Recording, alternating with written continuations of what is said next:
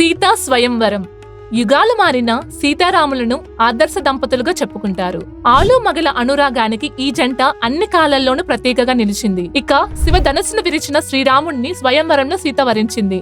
అయితే ఇది జరగడానికి ముందే సీతారాములు ఒకరినొకరు చూసుకున్నారు. ఒకసారి ఉద్యానవనంలో సీతను చూసిన రాముడు ఆమెను ఇష్టపడ్డాడు. ఆమె రూప లావణ్యానికి ముగ్ధుడైన రాముడు అప్పుడే తనను వివాహం చేసుకోవాలనుకున్నాడు. సీతకు కూడా అదే ఆలోచన కలిగింది. రాముడే తన భర్తగా రావాలని పార్వతీదేవిని ప్రార్థించింది. ఇలా ఒకరిపై ఒకరు ఇష్టాన్ని పెంచుకున్నారు. అయితే రాముడిని సీత వరించడానికి ప్రత్యేకంగా 3 కారణాలున్నాయి. చిన్నతనంలో సీత ఓ రోజు బంతితో ఆటాడుతుండగా అది శివధనస్సు కిందకు వెళ్ళింది. దానిని అలవోకగా ఆమె తన చేతులతో పైకి లేపింది.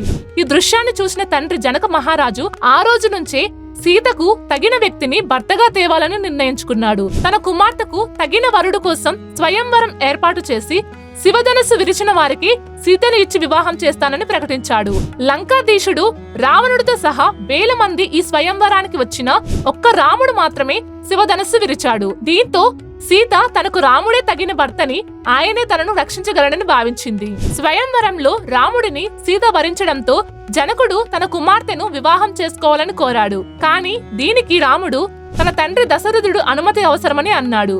సీతను ఇష్టపడ్డాను కానీ ప్రస్తుతం ఆమెను వివాహం చేసుకోలేనని, ఎందుకంటే తండ్రి దశరథుడి ఆదేశంతో విశ్వామిత్రుడి యాగ సంరక్షకుడిగా వచ్చానని వివరించాడు. యజ్ఞానికి వచ్చిన తనను ఆహ్వానించడంతో స్వయంవరానికి వచ్చాను కాబట్టి తండ్రి అనుమతి తీసుకున్న తర్వాతే సీతను వివాహం చేసుకుంటానని తెలిపాడు. వాస్తవానికి మగవాళ్ళు తమ మనసులో ఏముందో బయటపడరు.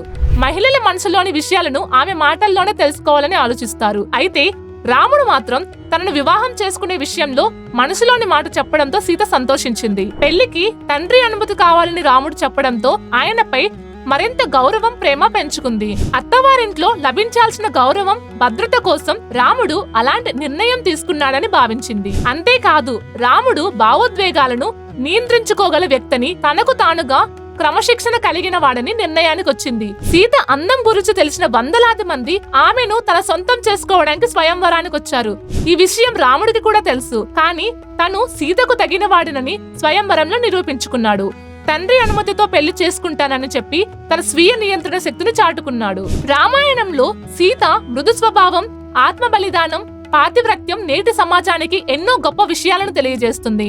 మహిళల పట్ల రాముడి ప్రవర్తన, ప్రేమించే మనస్తత్వం సీతను మరింత ఆకర్షించేలా చేశాయి. పురుషహంకారం, వీషమెత్తు కూడా రాముడిలో కనిపించకపోవడంతో రాముడే తన భర్తగా రావాలని బలంగా కోరుకుంది. సో చూసారు కదా సీతా స్వయంవరం. ఈ వీడియో చూసిన తర్వాత మీకేమనిపించిందో మీ ఒపీనియన్స్ మాకు కామెంట్స్ ద్వారా తెలియచేయండి.